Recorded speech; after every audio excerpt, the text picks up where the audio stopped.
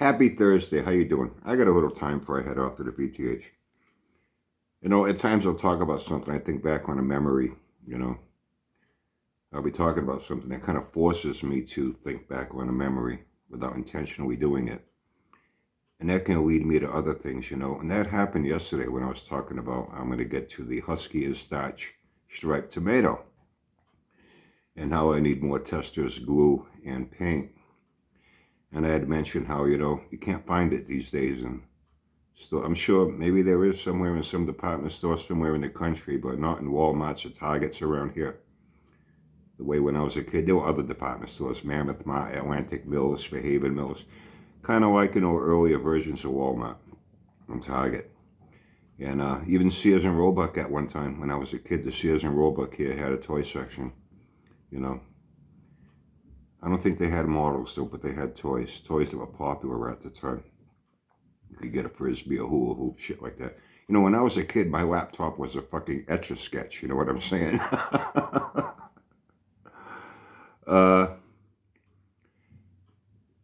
and after I made that video yesterday, last night, I'm thinking, man, Testors, that was the big name.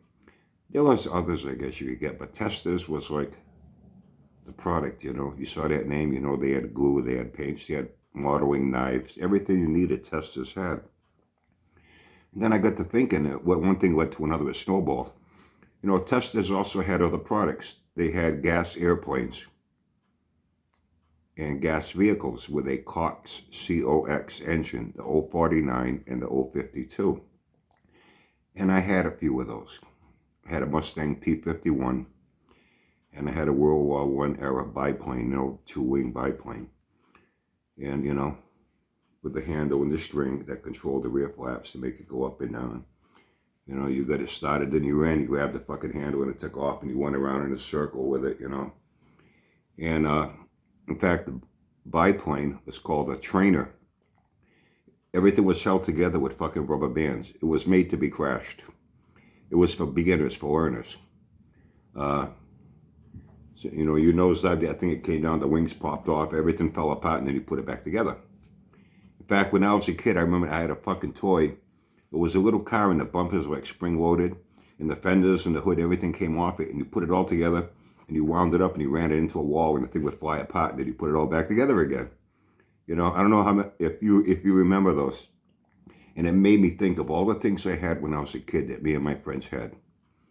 I had that trainer plane, and then once I was pretty good at it, my father got me a Mustang P-51, had an 052 engine. They called it the Super B engine. We had the 049 and it had the glow plug. And you put the fuel and you had that big 9-volt cell battery and with a plug, and you connected it to the glow plug on the engine. And then when you saw that thing glow real hot, that's when you would fire it up and unplug it. And that's how it would run. I had a Doom buggy, Cox engine. I think Tesla's had Cox engines in all their vehicles, whether it be a plane or a car. They had the dune buggies, that big fat pneumatic tires. They were soft. And it didn't go very fast. I guess the way it was geared, you had two speeds, a low and a high. But I think it didn't really fly. And down around here, I was born and raised down here, take it to the beach in the sand and whatnot. It was fun. They came in metallic orange, metallic purple. I had a metallic orange one. One of my buddies had a metallic purple one. We'd race them in the sand and shit.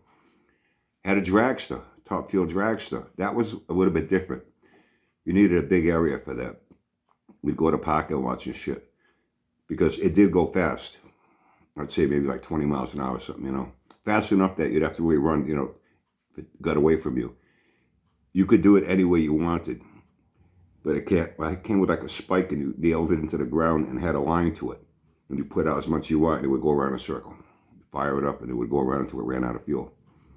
It was a dragster, front engine dragster. I do remember when I was getting kind of tired of the planes, I took the Mustang P-51. I didn't attach the lines to it. I took some tape and I taped up the flaps in the back so it would be in the, upward flight trajectory. I fired it up and I just let it go, and the fucking thing took off and kept going and going and going until it was out of sight. I don't know where the fuck it crashed. Hopefully it didn't come down on somebody's, on somebody or their fucking car or their house somewhere. I just got tired of it. Fuck it. Let's see what this thing will do. And I just let it take off until it disappeared. I'm thinking about all the things we did when we were kids. I had a shitload of HO scale racing cars. I never had the 132nd scale SWAT cars, although I used to go with my uncle. There was a place here in the city. There was a big warehouse at one time, and somebody bought it. And they turned it into a SWAT car racing center, and you paid. You could take your own SWAT car there. You know the big SWAT cars, they're like this? You could take your own car, and you had to pay like when you go bowling. You can bring your own bowling ball if you want, but you still got to pay the fucking ball. You know what I'm saying? If you didn't have a car, you could rent a car. Then you paid a little bit extra. And man, it was a big warehouse. It was like a big, huge Formula One track. And it was like 8 lanes. And people would be waiting and waiting. They had like so many laps of racing, and other guys had to come in. And it was all mostly older guys. There wasn't a whole lot of, young kids there. And I never raced there. My uncle had a car. And it was one of those Ford GTs. Remember the Ford GTs back in the 60s? And it was like, I remember it was like kind of had like the petty colors. It was like a blue with red stripes. All kinds of cool cars, exotics and shit. And I never had that. They had, sets you could buy for home, maybe 10 feet of track, whatever it was. But I had a shitload of HO scale cars every Christmas. Well, that's my parents, HO scale racer set. So because they really didn't know much of the difference, and I guess they got me whatever was on sale. One year I'd get Aurora, one year I'd get Lionel, one year I'd get Tyco. You know what I mean? The problem was, not all the tracks were compatible. I remember Aurora in the beginning, they changed over the years, but Aurora in the beginning when you assemble the track pieces, and I always looked for the sets that had the most straightaways, Although there was a place downtown, and good thing we had this place called Salt Marsh. They sold all kinds of weird odds and ends that was like, it was hard to get stuff. And they had a big stuff in hobbies, especially SWAT car racing, HO scale, 132nd scale. And they had adapter tracks. You could adapt one track to another. That one section, you could attach one end to Aurora, the other end to Tyco, the other end to Lionel, and all the way down the line. So once I got a few of those, I was able to connect all three. And up in my father's attic at the time, I had it all laid out on the floor. I had about 150 feet of track, man. Me and all my friends had it, but they used to like to come to my house because I had the biggest layout. And the cars, they changed over the years. Lionel cars were fast, but they fell off. You couldn't go around the corner with those things. They were all that way, even Aurora. By the time Tyco came along already, Aurora had gone to the AFX cars that were faster. I had a fucking Daytona. I don't know if you remember them. And now with the AFX cars, you got fatter tires, and you could buy silicone tires in different colors and all kinds of, cool models. On the original ones, you had a little tiny, fucking Lionel cars, the tires on those things were about as skinny as a fucking, razor blade almost. And they sparked like hell. The engines sparked. I had a Mercedes, a 63 Stingray, and a Mercedes Gullwing that came with that particular set. And then Aurora got the AFX. Now you got all kinds of cool cars. Fatter tires, you could put silicone tires, a little more sticky. And then they came out with the magnet traction where they kind of really stuck to the track. The magnets were exposed on the bottom, so they stuck to the metal runners on the track. And that's when Tyco came out. So Tyco were the same as the magnet traction. They were just as fast. And they were always the same. And the Lionel went away. Lionel made trains and all that shit too. Lionel went off into the sunset. Aurora and Tyco took over. But I'm thinking about all the things me and my friends did. We all had these things. We had a blast with it.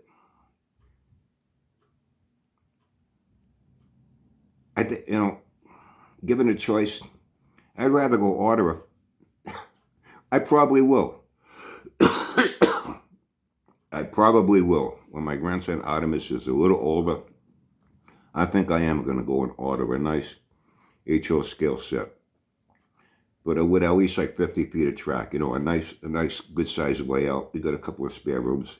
You can put it in there, lay it out. When he comes over, he can race HO scale cars. Who knows? I might have some fun with it myself, me and my son-in-law. And I've played Gran Turismo. I got a PlayStation. I haven't used it in fucking years. I got Gran Turismo, a bunch of shit with it. I've played it.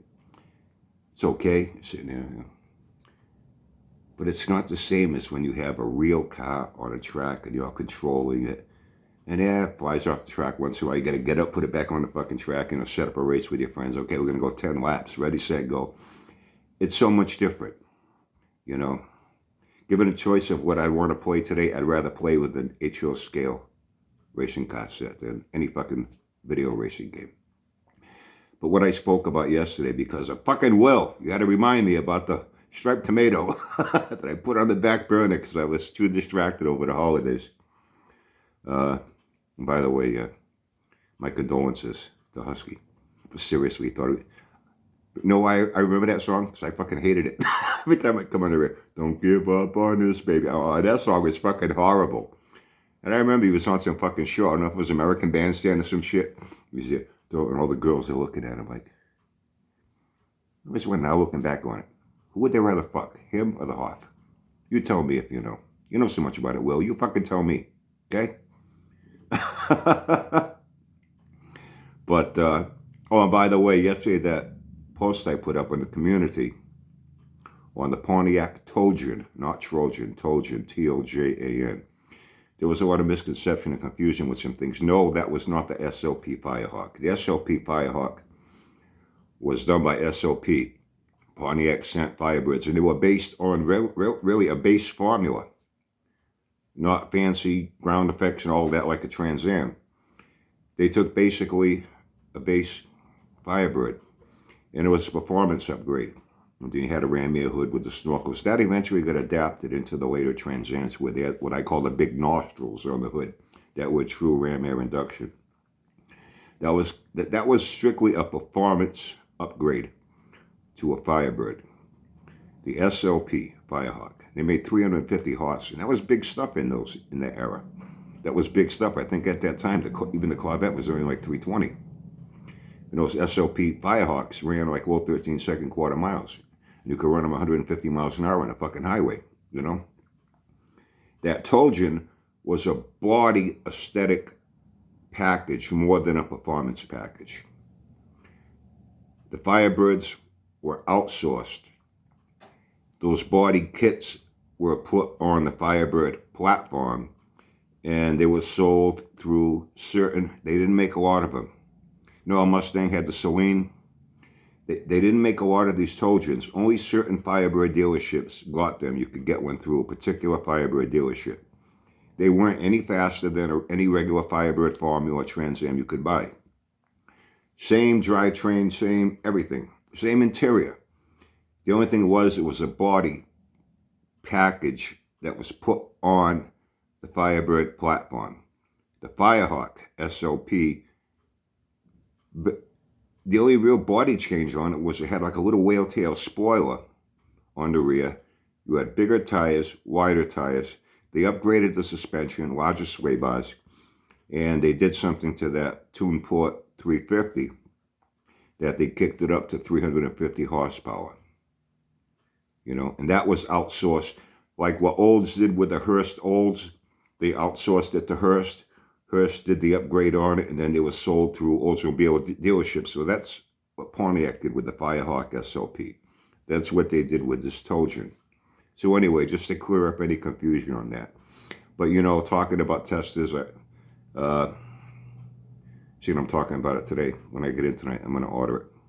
Paint and glue. Should be here within a week, you know. Get to it. It got me thinking about testers. It led me to, well, yeah, they had planes. I remember having those planes, you know, and the battery and the glow plug and just the way you started those. I remember I was pissed off on the fucking dune buggy. I was pissed. It had like a steel cord with a little knob on the end that you held. You pulled it like you pulled the start of a lawnmower. And after doing that for a while, I think by the end of the summer, I do it, the fucking thing came right off. And you couldn't really get a grip on that fucking thing. I tried putting tape around the end of it, and then I had to go so far down, I couldn't get enough of a stretch to give it enough of a yank and everything. And then my uncle had a fucking soldering gun. He did something. He soldered something on the end of it so I could fucking be able to have something to grab to pull. And then by the following year, I was already tired of it. It sat. I don't even know. I don't even know. I think my brother maybe started playing with it or something.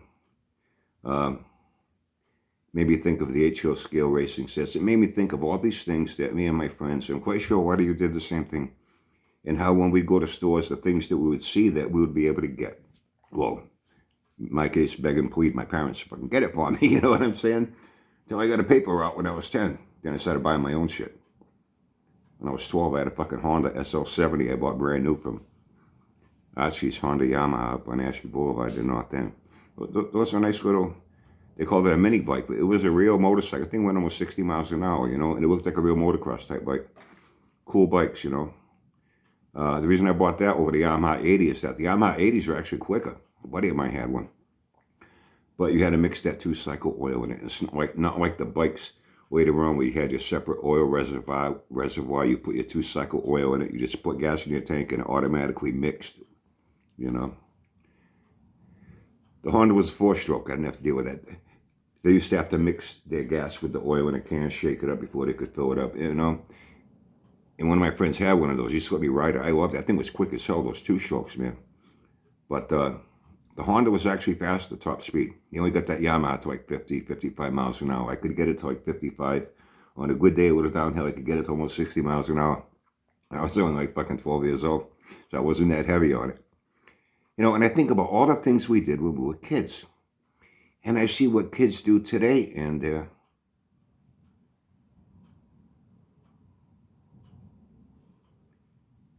play basketball in a video game, but they won't get a basketball and actually go play. Even sports. They'd rather play it on a video game than go out and do the real thing. You know, we played a Little League ball here, Pony League ball. We had a football league, basketball at Hazelwood Park. The winter, the pond's abandoned. The Warman House now has been transformed into some senior citizen sewing center for activity center. We couldn't wait, you know, for it to freeze to go play hockey and skate until it got too dark to see the puck. I'm so glad I grew up in the era that I grew up in. I am so grateful that I got to do so many things that kids today have no fucking clue to what it's about. How about you? Have a great day. Have fun. Stay safe. I got to get going to the VTH in about a half hour.